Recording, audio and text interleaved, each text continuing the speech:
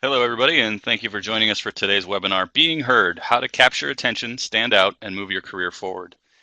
My name is Jeff Murphy, and I'm an Associate Director in the BU Alumni Relations Office, as well as a proud alumnus of the Questrom School of Business. Today's webinar is sponsored by the BU Alumni Association and is presented as part of Alumni Career Weeks 2016. The Alumni Association is dedicating the entire month of March to alumni careers with 31 days of networking events, professional development webinars, panel discussions, and more. Whether you're a seasoned professional looking for a change, you're new to the job market, or just need some advice to apply to your career, there's likely something for you. Registration for our remaining March events is open now, and you can see the full schedule of events that take place both online and in cities around the world at bu.edu/alumni/careerweeks. Before I introduce today's speaker, some brief housekeeping notes. As you know by now, this webinar is being hosted on the Adobe Connect online meeting platform. If you experience any trouble with the audio or visual portions of today's presentation, I'll ask that you please contact Adobe Connect directly.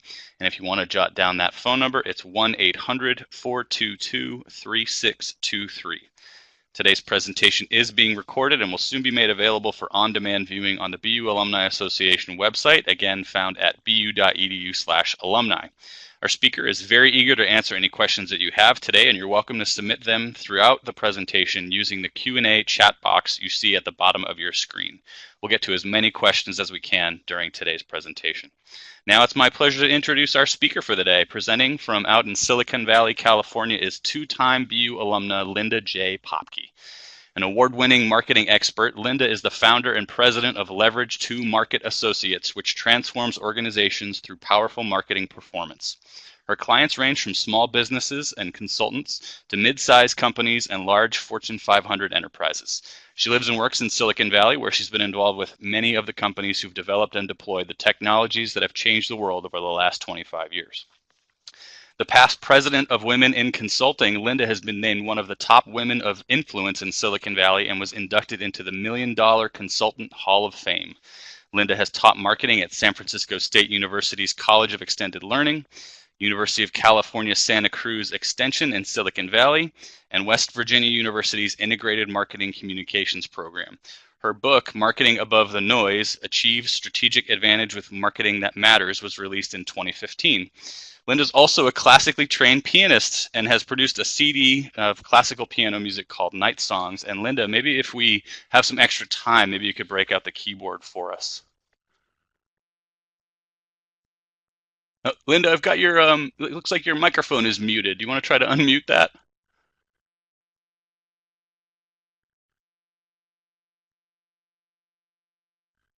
Everybody hang on. Thanks for your patience. Linda, can you check your audio for me?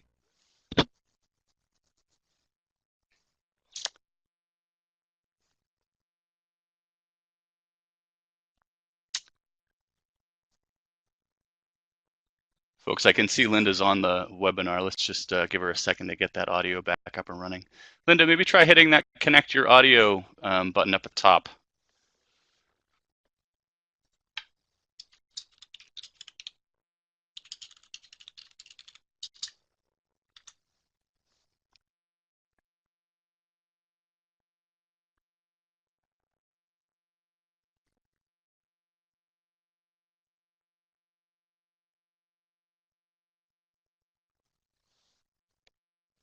Folks, I'm going to put everybody back into a waiting room just for a second while Linda and I get the tech problem sorted out. My apologies. We'll be back just in. Oh, there we go. There we go. Linda, there you are. There we are. Okay. All right. I'm not sure what happened. This software can be a little bit tricky sometimes, so I apologize if you had any trouble with that. Okay. Great. Well, that was a very long intro. Folks, thanks for your patience. Linda, I'm going to get your slide deck up and running, and then the floor is all yours. Okay. Well, it's a pleasure to be here today, and I want to thank all of you for taking time out of your day to spend an hour with me and talk about something that's really important, which is how you're heard, how you can capture attention, stand out, and move your career forward.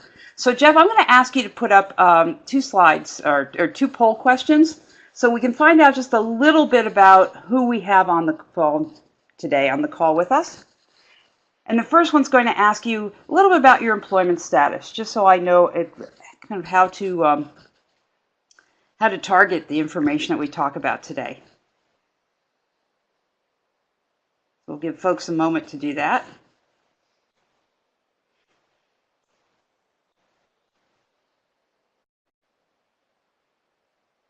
Okay, looks like we have mainly full-time employee, a few folks in transition, a few people who are self-employed, and just a couple of students. Okay, and I'm going to ask Jeff if you can put out the second question. So how much work experience do you have, so I get a feeling for, again, how to tailor my remarks?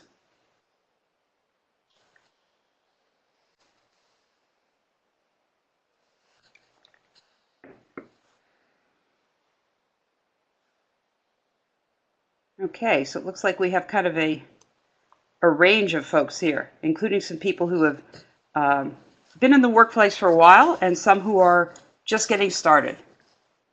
Great. Okay.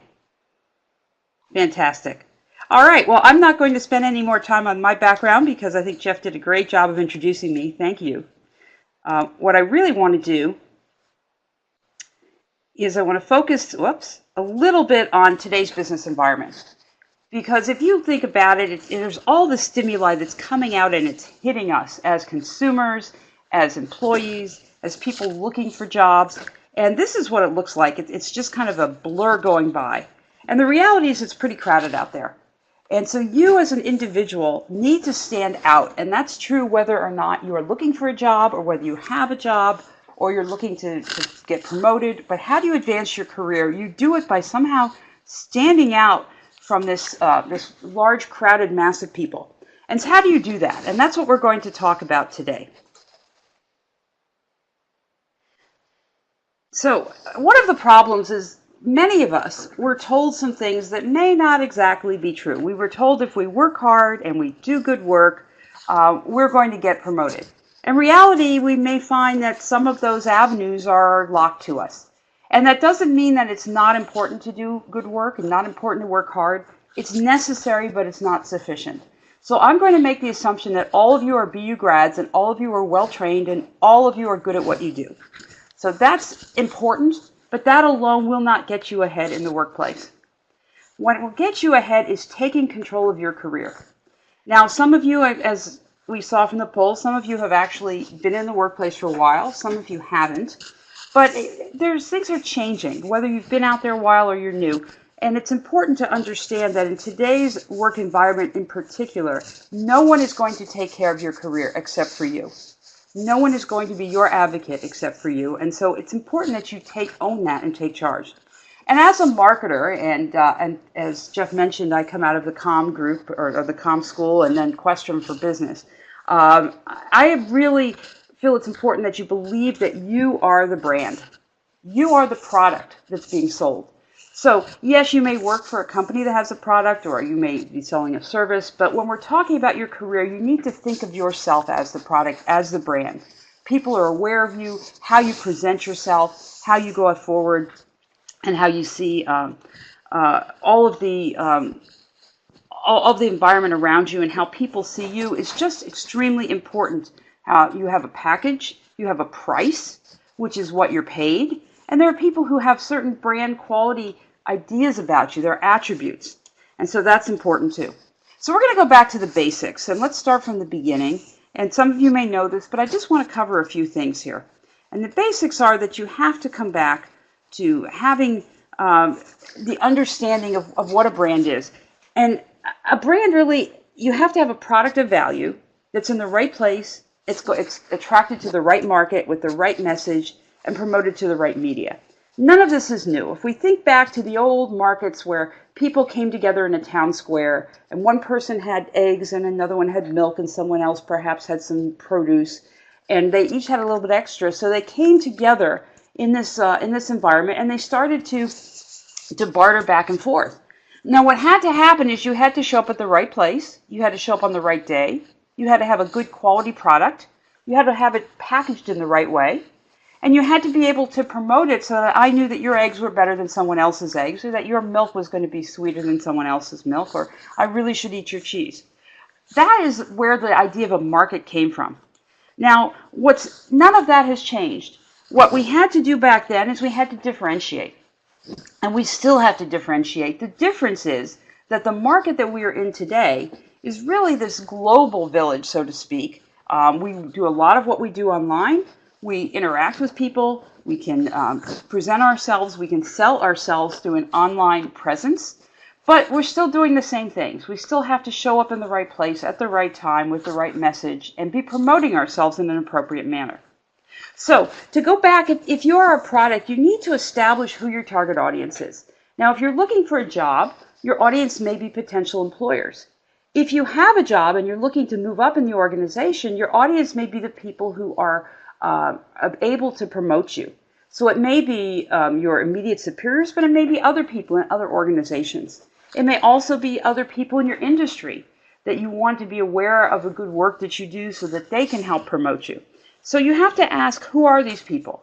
What is it that they're looking for? Where do you find them? When do you go out and really interact with them? And how do you interact with them? So think about your target audience for this particular purpose as being either a hiring manager or a manager who might promote you, or someone that you really want to be aware of all the good things that you can do. And the reason that we spend time with this is because even though, again, we've made the assumption you're all great at what you do, that's not what's important. What's important is how you can make that target audience, that manager, feel good about you and how you can help them in their quest for their career, to do things well, to move up in their organization, to meet their personal objectives. And what you do, once you've identified who that person is, then you want to say, how do they want to be reached? If you can put yourself in their shoes and say, if I were a hiring manager in this organization, what's the best way to reach them? Is it through email? Is it through text? Is it through LinkedIn? Is it perhaps through a referral and someone who knows you and can say, hey, you ought to be talking to her. She's fantastic. What will work and what doesn't work? Who do you listen to? What do you respond to? And so that's all extremely important. Now, if you are in a organization and you have a manager, you should know some of these things, but we don't always pay attention. And not only that, but it's not just your immediate manager, but it's the superiors above you.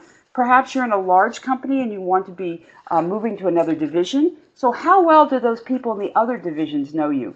And how do you reach them? What's the best way to get in front of them? So to start doing this, you really need to know yourself, and you need to look into this proverbial mirror and say, who am I and what am I good at? What do I do very well? How am I able to present that in the most attractive manner? But you start by focusing on your strengths. We all have strengths. We all have things we don't do as well as someone else. And really the key to moving forward, I believe, is to really focus on our strengths. We also have to know the market. And the market today is certainly much better than it was several years ago during the recession. Here in Silicon Valley, it is fantastic. You cannot find talent. We are at full employment. That's not the case in many places across the country. However, the market is fairly good for talent today. And so it's important that you know what industry you're in, how competitive it is, what other people are doing, how you fit in and your individual characteristics, what you do that's unique, and how the market values that. You want to also focus on the value that you add. So what makes you different from everyone else that could be in your position? And part of it is the skills that you have, part of it is your unique background, part of it is your experiences, but part of it is the knowledge that you have that you can use to help the organization, whether it's an organization you're part of today or an organization you'd like to join in the future. So what I'm going to tell you is to sort of go back and be like a Boy Scout. You want to be prepared. And that's important because there are only so many questions that you can be asked in an interview situation. There are things that you can expect if you are in an existing organization. And so it's important to know what it is that an organization may be looking for and be prepared to answer the questions. It's sort of like a lawyer never shows up in a courtroom and asks a question without knowing the answer. And whether you answer it one way or another, he knows the next question to give you. And so you want to be prepared because there's only so many questions you can be asked in a job interview. There are so many things that an existing manager is looking for as they look for who they're going to groom to move forward in the organization. And how do you prepare and promote yourself? So what's really important is, again, it's not about you. You need to have all those great qualities, But it's really about them. It's the people that you want to be involved with, the people who you want to be impressing with your career accomplishments. What is it that they are looking for?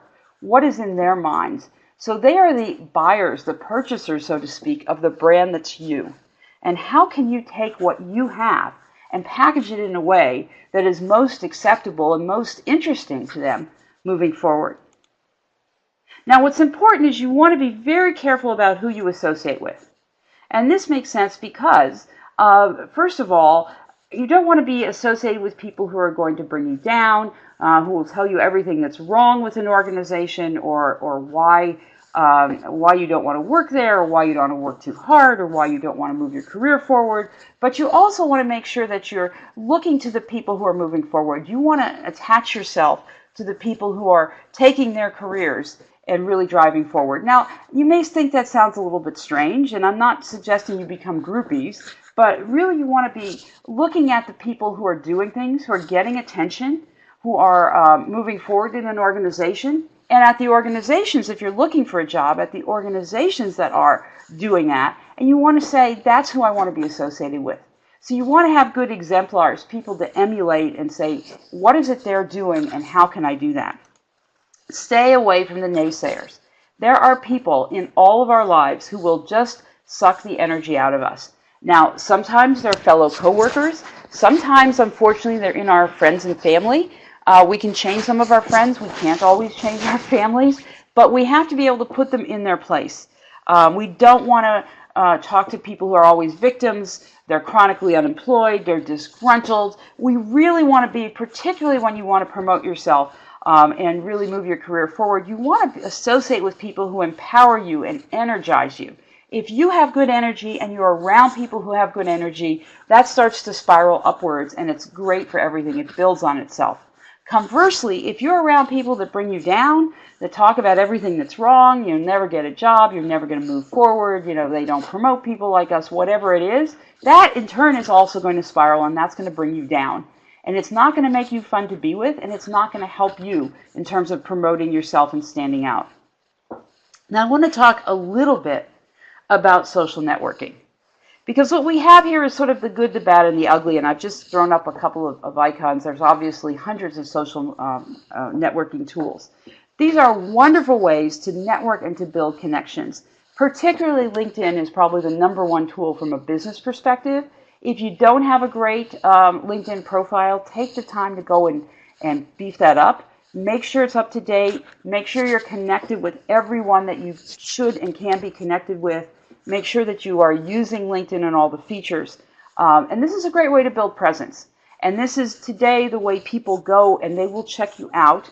But they will check you out not just on LinkedIn. They'll Google you. They'll check you out on Facebook. They'll check you out on Twitter, perhaps YouTube. And you have to be aware that you are what you post. And your audience will Google you. Particularly, hiring managers will Google you. And they may even go and check Facebook. Now, we all want to have fun, and we all want to use social media in different ways. But you need to be aware that what you put out there is there and available to be looked at. We can check privacy settings. We can try to keep things private and not public posts. But you know what? Sometimes things that we think are private aren't necessarily so. So you want to always be careful and be aware that this image that you are creating, this persona on the web, is something that is going to trail after you. The web is enduring, not necessarily endearing. And once something's out there, it's very hard to get it off. So we're in the middle of a very emotional presidential campaign. Most of us have opinions about what's happening with the candidates. And that's fine to put up there, but just be careful about crossing the line and getting into something that is either attacking someone for their views or ranting a little bit, because an employer may go and look at that, or a colleague, and have a different point of view than you and really feel a little bit put off by that. So again, it's fine to express opinions. Just be careful about what you do. Same thing with humor. Things that we may think are humorous, someone else may look at and say, gee, that's either kind of raunchy, or it's racist or sexist or whatever. So we need to be very careful about that, particularly if you're looking for a job, but just in general, be aware of that. If you haven't already, go to Google and set up something called the Google Alert, which is you can set this up for any combination of words, companies that you might be looking at and interviewing with, your own company, your own industry, but most importantly, set it up for you. Now, if you have a unique name like I do, there's no other Linda Popky I'm aware of, so everything that pops up is related to me. But I do check that once in a while. Google sends me an alert when something new comes out, and I Google myself on a regular basis. If your name is John Smith, there are millions of you, and so it's hard to differentiate. You might use a middle initial or some other things, but if you're somewhat in the middle, there may be 2 or 3 people out there with your name. So how are you going to differentiate and make it clear which one is you? And then what are the things that show up? And everything from your LinkedIn profile to your Facebook profile to things you've posted on blogs, your website, etc. All of these things make up this public perception of you. And it's important to manage that because it is out there whether you manage it or not. And it's important that you do that in a way that really promotes you and puts out the right brand that you want to be saying about yourself from a professional setting. So enough about that. Let me move on. Louis Pasteur said, chance favors the prepared mind. And what that means is, yes, we can hope for the best and we can hope we get lucky, but we're better off being prepared and having a blueprint. And this applies extremely well to your career. It's very, very important that you, and I'm not saying that you plan, here's the job I want today and here's the job I want 2 years or 5 years from now. I don't know anyone who's done that through their whole career and followed that path directly. But you do want to be prepared in terms of how you present yourself and how you market yourself in the workplace. So you want to have a plan, and the first thing to know is your goals.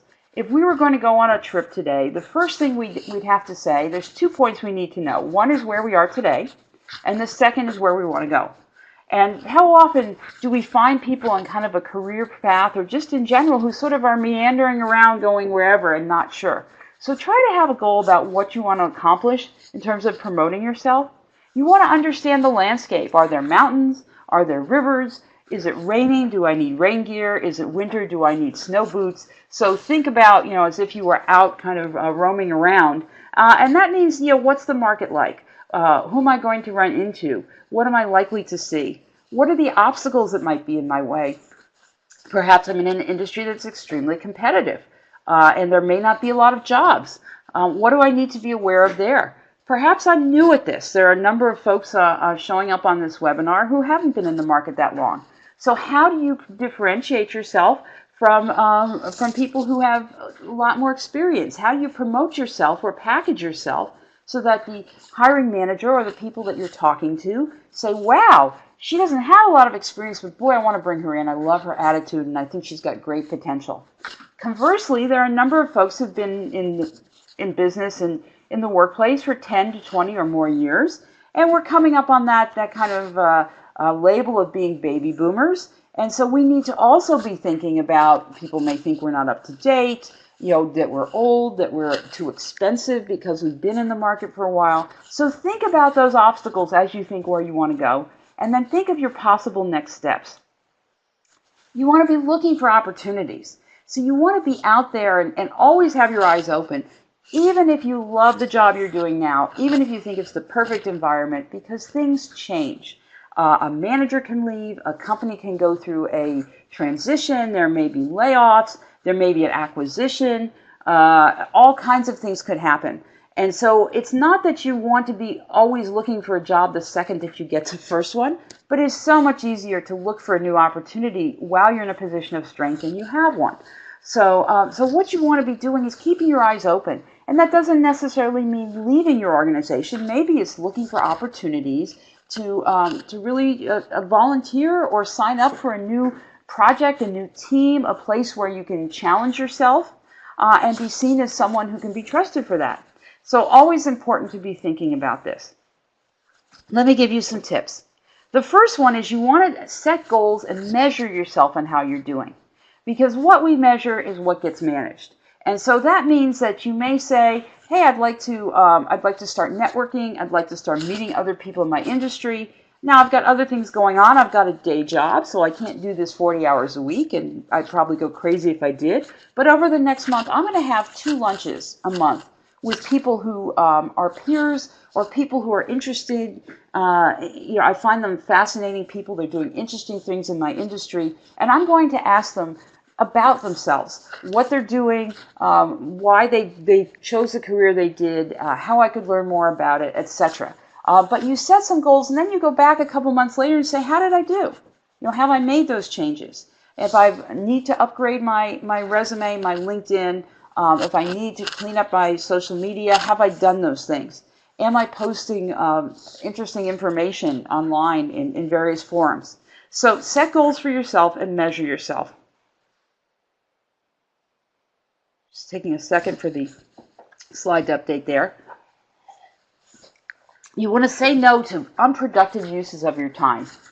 And this is dangerous for all of us because I think for most of us are not sitting at home saying, I have nothing to do all day and gee, I'm looking for activities. We have so much on our plates because there's so many things we can do. We have mobile phones and devices. We can access just about anything anywhere. And there's all wonderful ways we can spend our time, and some of them are not productive. Now, I'm not saying that you shouldn't spend time on either Twitter or Facebook or other sites like that, but you may want to limit your time to, particularly if you're in a job search, you may want to spend more time doing research, looking at opportunities, etc. You may also want to, in your day job, say, what am I doing that really isn't helping me? Are there organizations I belong to that I've just outgrown?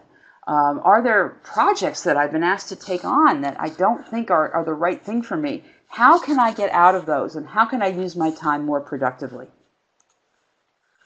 This is really important. Find a progress partner and keep each other accountable.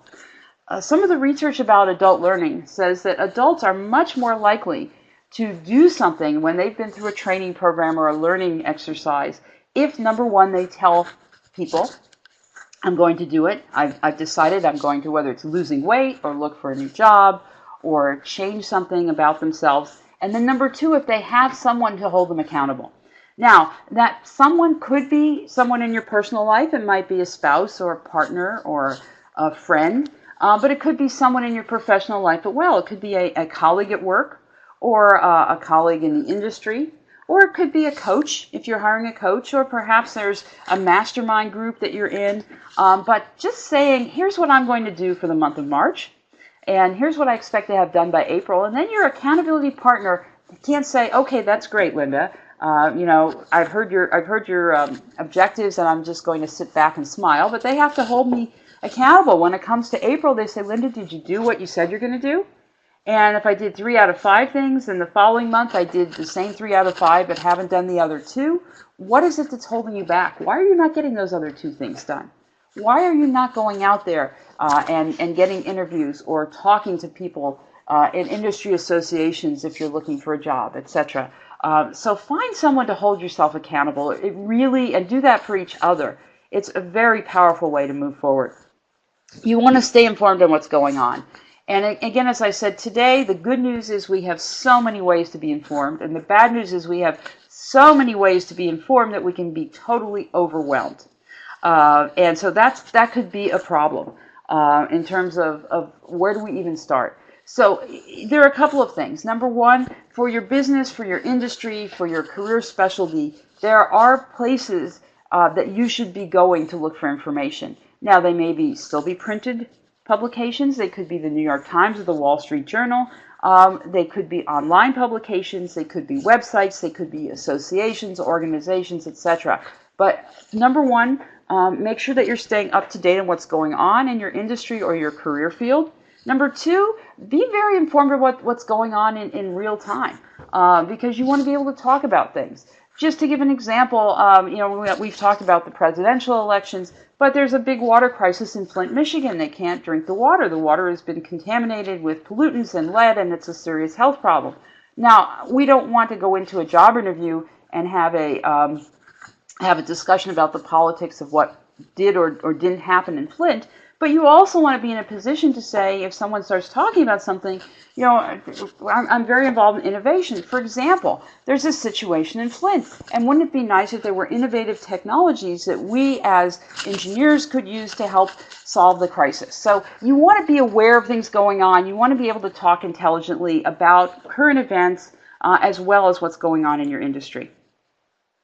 You want to look outside the box. Because, in fact, actually what you really want to do is blow away the box. We are creatures of habit, and very often we do things the way we've always done them. We really focus on having things that are kind of neat and clean and in a nice little box, and that's the way we like to do it. We've always done it that way. I'm telling you, look outside the box, get rid of the box, do things differently. Try to be a little bit contrarian, try to be a little bit creative. Think of new ways that you can present yourself, that you can grow as a professional, and don't just go with what's been done before. If we think about the ideal company over the last few years in terms of blowing away the box is Uber. Taxis and local transportation were the same for 100 years. That was just the way you got around town, and Uber said, you don't have to do that anymore. We can do things differently. Airbnb did that for hotels and local accommodations. They have changed the way that we think about transportation and accommodations. Now, I'm not saying that you need to be Uber, but I think you need to have a little bit of that disruptive mentality where you say, let's do things differently.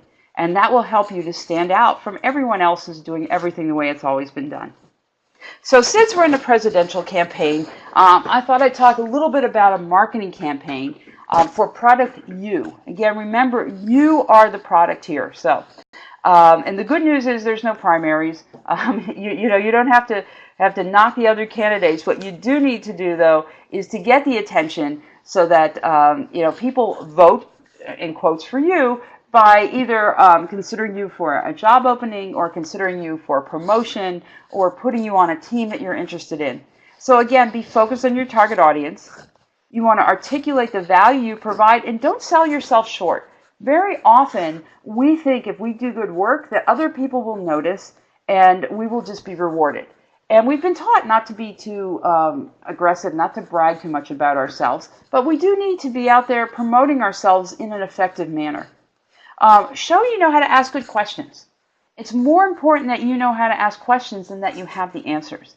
In a job interview, actually, you want to be doing less of the talking and let the hiring manager talk, but you're asking the questions. Tell me about what it would be like to be in this organization. What would it be like to be part of this team? So asking very astute questions is important, and that means that you don't ask a question that could be easily answered by a Google search, like what is it that you do and what's your market share. I can find that out on just about every organization with a quick online search. But ask some really astute questions that show that you think. You want to start with some simple goals. So again, we're not going to try to boil the ocean or solve world hunger here, but some things that you can do to promote yourself, depending on whether you're looking for a job or trying to move up within an organization. And position yourself. So you want to be the job candidate that provides the best set of qualifications in a certain way for a certain career or a certain position that's open.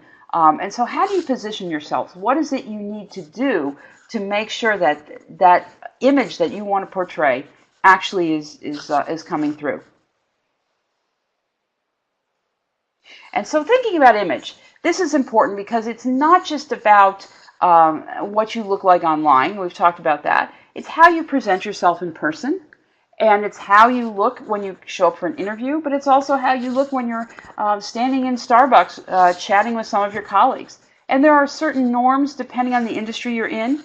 If you're in technology, you're not going to show up dressed the same way you would in Wall Street, dressed the same way you would if you were in the medical field. So you have to really position yourself for the right opportunity in the right organization and how your industry works. But you want to look and make people clear that you're someone that can be trusted. You look and feel to them right away as a professional. And so you always want to be neat and clean and a little bit nicer than everyone else. Not a lot, but we talk sometimes about dress for the job you want, not the one you have. Again, you have to take that with a grain of salt depending what industry you're in. But it's not just about physical appearance, it's how you show up when you're in written communications. There are so many people who use texting shorthand today, which is fine for texting, but they do that in emails and written communication as well. Make sure there's no spelling errors when you send an email. Make sure that you're using correct grammar and punctuation, and make sure that you come across as a professional in all ways, online, in written communications, and in person. Just waiting for the slide to catch up with me here. And again, image shows up all over the place. So it's how you appear in person, it's how you appear on the web, it's how you appear in writing. How you speak is extremely important. And it's about your vocabulary. It's about how you present yourself. And I'm talking about sending you off for speech and presentation training, and not trying to turn you into a professional speaker, but it's the language that you use.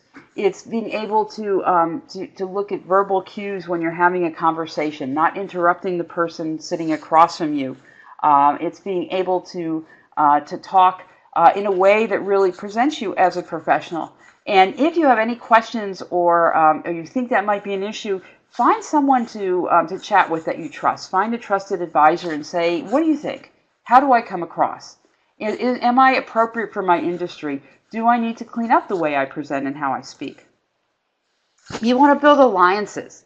You want to work with other people. In an organization, they may be people on other teams. They may be people in other parts of the organization. But you want to build up people who know you, who are going to become your advocates. They may be people outside your organization. So, for example, you may belong to a professional association or multiple associations. You may do volunteer work, pro bono work, whether it's for the PTA or a local, a local food bank or some other charity or professional group, etc., nonprofit group. You want to build up alliances and meet people who see you as a very professional, a very positive person, and want to work with you that way.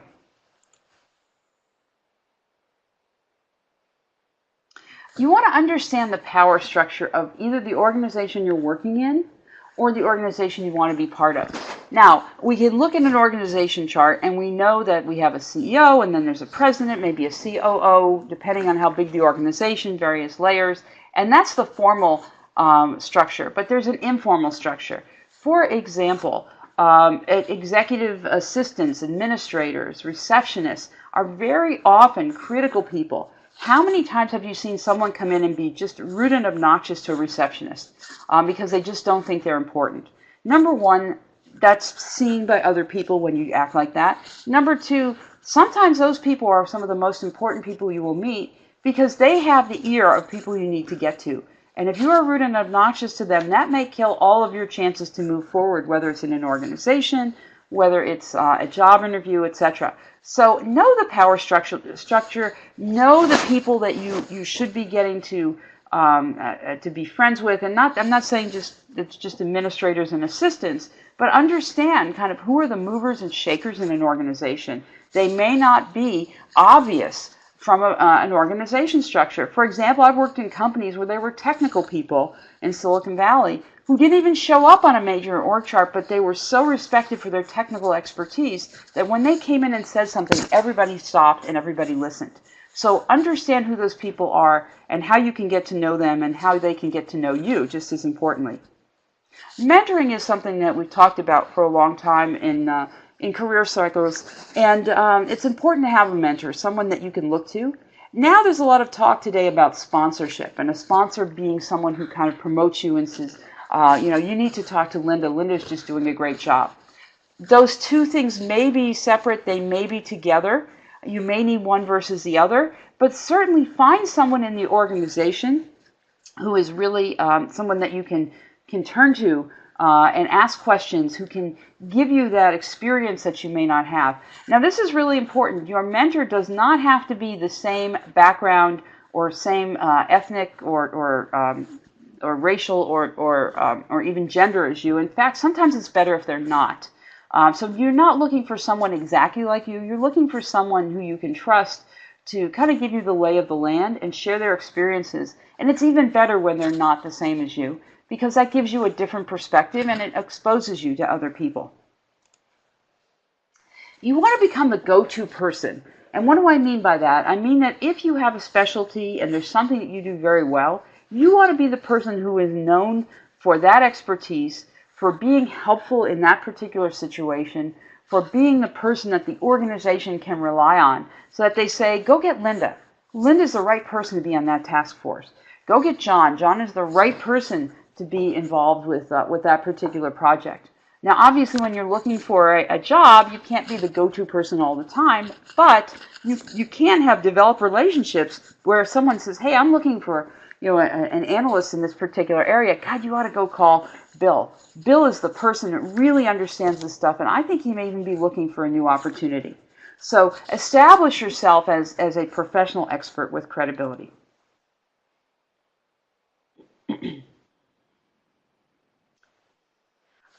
Feedback. Feedback is something that is extremely important.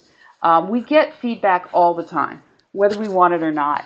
And the first thing that is important about feedback is to differentiate between solicited feedback that you ask for and unsolicited feedback, where someone just comes up to you and says, hey, I just thought I'd tell you that.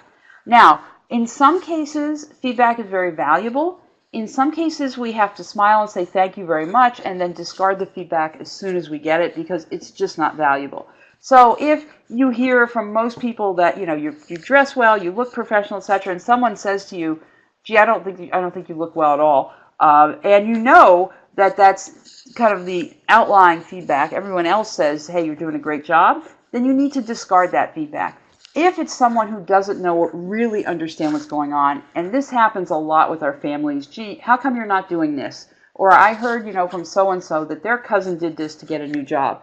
You need to smile and say thanks, appreciate your help, and then disregard it. However, when you do get feedback that's of value to you, or you get feedback in general, here's a 3-step model that I use from my book that is important. The first thing is you acknowledge, here's what I heard.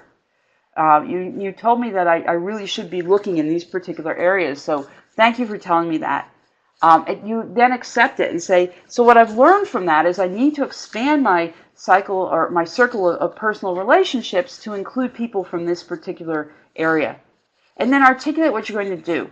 So what I'm going to do with that is the next time I have the opportunity, I'm going to go check out this organization that I think might be valuable to me and see if they have some volunteer opportunities. So that allows the person who gave you valuable feedback to feel acknowledged, accepted, and that you are going to do something with that. This is extremely important, and it's important for organizations when they get feedback from customers or employees, but it's important for you in the job search because you are going to be getting feedback and as you ask people about your career. So acknowledge, accept, articulate, and filter out the things that don't necessarily belong. You want to become the center of attention. And what I mean by this is not that you want to throw a temper tantrum and you're the center of attention because you're jumping up and down and screaming and yelling, but you want to have people gravitate to you because you're an interesting person. And you're interesting in a professional sort of way.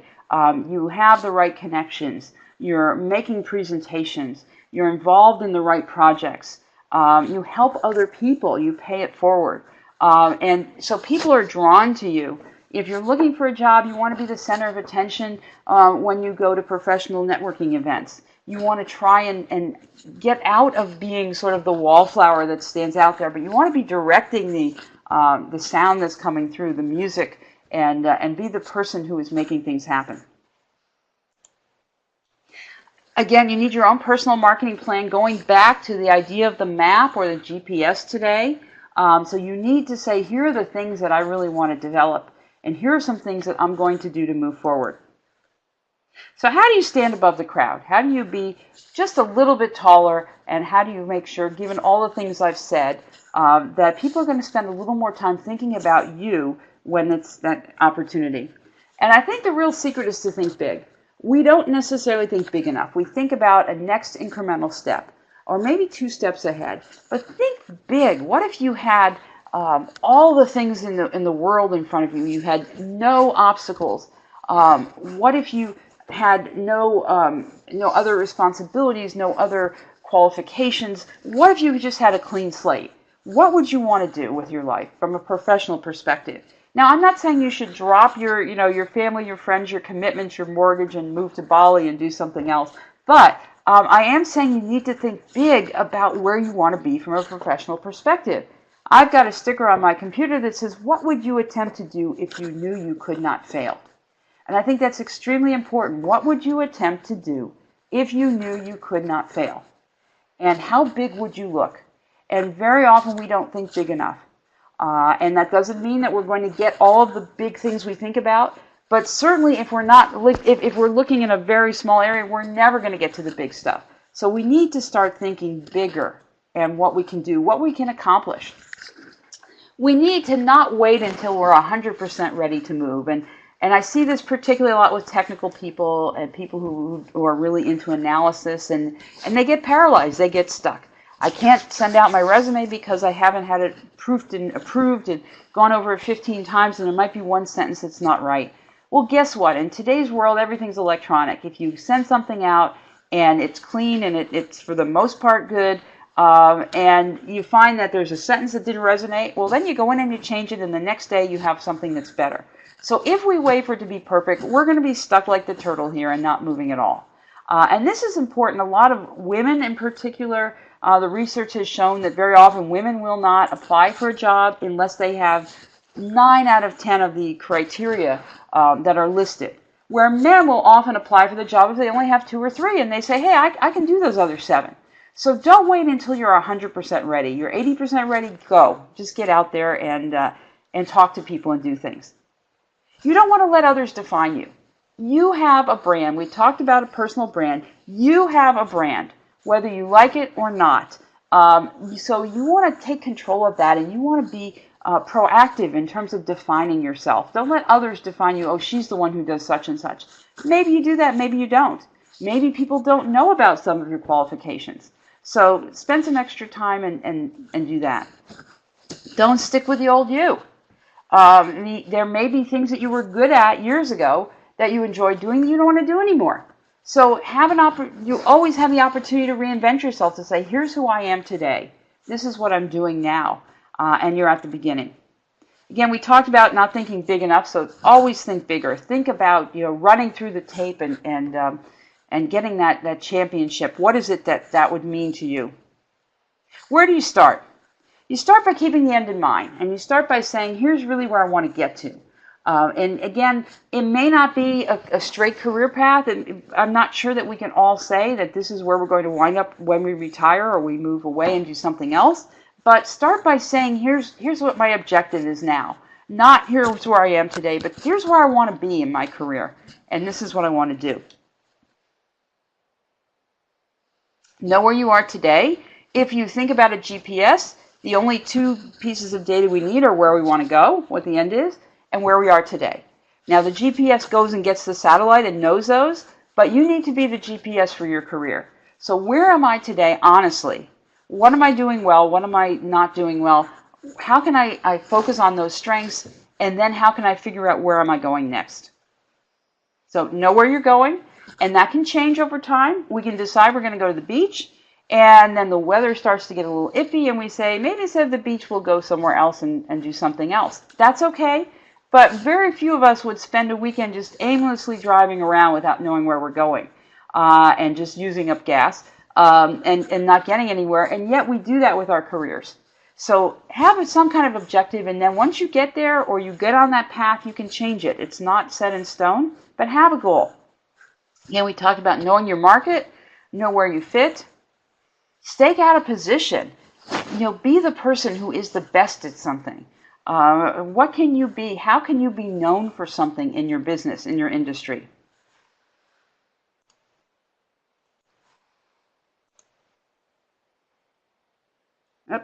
Just waiting for the slide to change there, sorry.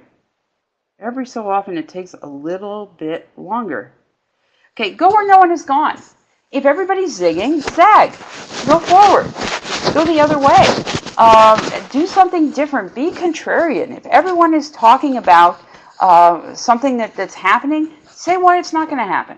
In my book, Marketing Above the Noise, one of the things I say, everybody's saying how much marketing has changed over the last decade, and parts of that are true. But what I also say is marketing hasn't changed at all in 10,000 years. And here's why. Going back to those basics of what a market was with farmers coming together, that hasn't changed. That's a very contrarian point of view. And people stop and they say, well, wait a minute, tell me more. So go where no one's gone before. Take a position. As long as you can defend it and you can support it, that's important. Offer value. Don't be afraid of keeping things too close. If you have intellectual property, you have things that you're writing about, obviously you don't want to share corporate secrets or things that belong to someone else that are proprietary, but talk about things. Share your information. Share your experiences with others. Help others that are further down the career pipeline. Get it down, and what I mean by this is too often we have such great ideas in our head, but we don't get them down into a way that others can appreciate it. So what do you need to do in terms of publishing, getting ideas in a form that other people can see them? How can you go forward with that? And so make sure that there's all the great ideas that are in your head, all the things that you know from your years of experience, that there's a way for us to access them without being inside your head.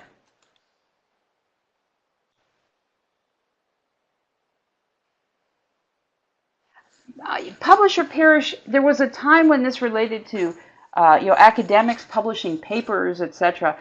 Today we can publish. We can publish through Instagram. We can publish through Facebook. We can publish through LinkedIn, blogs, etc. So get out there and get your professional views out there. Talk about what's going on in your industry.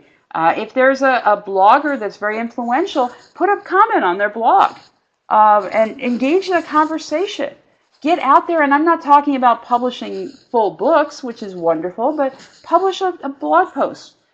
Do a podcast. You put some photographs out with a few thoughts.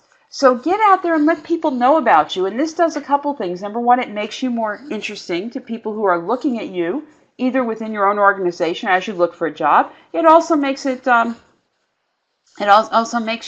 a more interesting person. And when I Google you, I see some of these things, and I say, wow, this is someone I really want to get to know. Be entertaining, and I think we talked about that. I'm going to pass on that one because the graphic didn't show up there. Be proactive. Don't wait until, again, you're fired or you're laid off or there's no job opportunities. Get out there and start letting people know of your value now. And if you are in a position of transition, it's never too late to do this right now. So get out there and start letting people know all the great things you can do. Use the entire toolbox.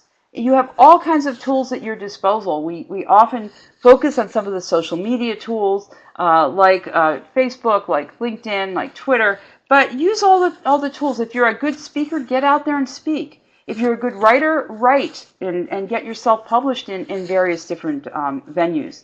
If you're a good networker, get out and do that. And understand that everything that you may be doing may have some downsides. So you don't want to be blindly following everybody else. You want to be aware that everything that glitters isn't necessarily gold. The danger, of course, is when you have a hammer, everything can look like a nail. And so you don't want to be using just a hammer. You want to be using all the tools in your toolbox. Don't just focus on one or two tools. Don't just rely on social media or LinkedIn, but use all kinds of things. Use meetup groups. What's interesting to me and fascinating about how we do so much online, and really what we're trying to do is establish these online relationships so we can get together in person and talk. And that's really what you want to do, is to get people to know you. You want to vary the volume. If you're screaming all the time and you're playing that same note again and again and again, we're going to tune ourselves out because there is too much noise in the marketplace. So you want to talk quietly sometimes. You maybe want to talk faster or slower. And by talking, I'm not talking just about you speaking, but if you're speaking all the time, try writing. If you're using social media, try doing things in person. If you're doing certain things within your organization, try other techniques. So don't be kind of a one-note wonder, so to speak, but try different things so that people see you in a different way. So we have just a few minutes. I don't know if we have any questions. I'm going to ask Jeff if we have any questions here that we'd like to respond to. Yeah, thanks, Linda. I want to remind everybody to please go ahead and type in your question using the Q&A chat box at the bottom of your screen. Using the raise your hand function isn't actually going to do anything for some of you that have done that. Linda, we do have one question that's come in from Aaron. Fairly early on in your presentation, you talked about avoiding unproductive time sinks. And Aaron's question is, how do you do that when it's your boss that's maybe assigning some of those things to you? You know, she's got a boss who is changing the focus, you know, from day to day. And so how do you deal with that situation? Oh, Aaron, I've been there. I feel your pain. Let me put it this way. You have to do it tactfully.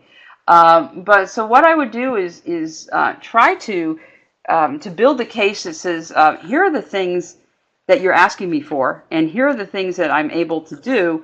And you know, some of the stuff that you're asking is really distracting me. Can you help me manage this? Given that you want me to do A, B, and C, and then you're asking me to do D. I think I'd be more productive if we could put D off for a while. And so you need to manage upward. We all think about being managed by our boss. I don't know your boss individually. Some people are easier to do this with than others. But think about again, if you think about your boss as your audience, what are the things that that you can do? How do they respond? What do they respond to? What tactics do you know are just going to make this escalate and not make it very positive? And then see if you can manage them a little bit. And again, do it with the start with the premise that this is how we can be successful together. I can make you more successful, boss, if you give me a little bit of leeway here. Now, if it gets to the point where it's just driving you crazy, then sooner rather than later, put some feelers out and look for another manager. It's been proven that people do not leave organizations, they leave managers, they leave bosses. And so if you're in a big organization, you may want to look and find another group. If you're not, you may want to just keep your eyes open and say, here, let me look at other opportunities. And it doesn't mean you have to quit every time the boss says something, but just keep your eyes open. Linda, you framed a lot of the topic today in terms of being heard in really a big sort of advancing your career lens. And so we're getting a lot of questions about that. And so we do have a bunch of, we're probably not going to get through all of them today with just a few minutes we have remaining. But Dina has asked a question. You told us to put ourselves in the position of the target. And in her case, she's, her target is a hiring manager. So how do you put yourselves in that person's shoes if they don't want to receive phone calls? If they don't specifically tell you to follow up with them, how do you get the attention of a hiring manager? How do you make yourself heard in that situation? That's a great question, Dina. And so what you need to do is to say, if I were the hiring manager in this type of organization, what would I respond to? And perhaps you're right, they're not going to want to hear from you. They may not want phone calls, but there are people that influence them. So think about how you could influence them. Could you send them something in the mail, in the physical mail? And always send a thank you note after a job interview, okay? And a written thank you note with pen and paper that goes into an envelope with a stamp, because very few people send handwritten thank you notes. Thank you for your time, John. Really appreciate it. Loved hearing about ABC Organization, and I'm fascinated about how you're growing so fast in your market. Hope to hear from you soon. That's it. That will make you stand out. So ask other people in the industry, in the organization, what they do, etc. And there's loads of ways that you can find out about that information. Always Google an organization before you go in there. So there's plenty of things that you can find out. But put yourself in their shoes and ask, if you were them, what would you be doing and what would you be looking for? Great. Randolph has asked a question that I'm also going to frame in terms of our topic today of being heard in the workplace. Do you think that getting a coach is important? What should somebody look for in sort of a career coach or a consultant if they're struggling to be heard in their workplace? So it's hard to say that, Randolph, without knowing your specific situation. I would say look for someone who's done it before. You don't want a coach who is coaching you but has never never been successful in their career. And if you do find that a coach would be valuable, and if you're in a company, there's nothing wrong with saying to your manager, I'd love to have a coach. And coaches, the top athletes have coaches, right? I mean, Olympic gold medalists have coaches. So that's great, but you wouldn't want to be coached by a ski instructor who's never been out on the mountain. So you want to have someone who's been there before and can really help you from their own experience. Bruce has asked an interesting question as well. We spent a lot of time talking about how you can market yourself inside your organization and all the ways you can position yourself. Should you raise your hand for a promotion even if there isn't an opening at a higher level or if there's no sort of officially posted position? How do you handle that situation? Absolutely. I think you need to have a conversation with your manager that says, look, I know there's no positions open now, but I just wanted to let you know that I can do more, and I'm really interested in wanting to contribute more. So first of all, since there's no positions open now, tell me what you think of what I've done so far. Are there some areas of experience that I'm missing, and how can we work together for me to get those so that the next time a position comes open, I'm prepared and you're feeling good about recommending me for that. And also, are there some things that need to be done that no one else is doing? Are there tasks I can take on that might eventually lead to a position? Most positions don't get posted. And so you want to be thinking ahead of yourself, and you want to be working to build those relationships.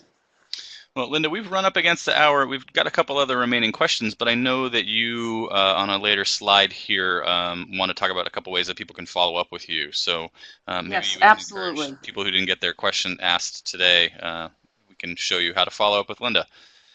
So one thing, stop and think about what you're going to do in the next 7 days to apply this. As I said, find someone to be accountable for. I have got something for you. If you would like to receive my top 10 ways to build your personal brand resource guide, go to leveragetomarket.com/BU or text BU alum as one word to 44222 and reply with your email address. And note that's one word with no spaces, and don't let Siri autocorrect you. Make sure it spells BUALUM, and we will send that off to you. If you're interested, my book is available on Amazon. I'm happy to chat with BU alumni. Feel free to reach out. And I want to thank you so much for allowing me to spend an hour with you today. I appreciate it, and I hope this has been valuable for you. Thank you again, Linda. And obviously, folks, Linda's left her email address on that last slide there. Linda@popky.com, her website, and then Linda, if you want to go back to that screen before, people can jot down that URL of where they can download some of those materials. Linda, this was fantastic. You covered a lot. I think I felt like as we were going through, each one of your slides could have been a webinar of its own. So thank you so much for the time you took to share some of your knowledge with our BU alumni community today. It was my pleasure, and glad to be here, Jeff, and I wish everybody from BU great success, and please stay in touch.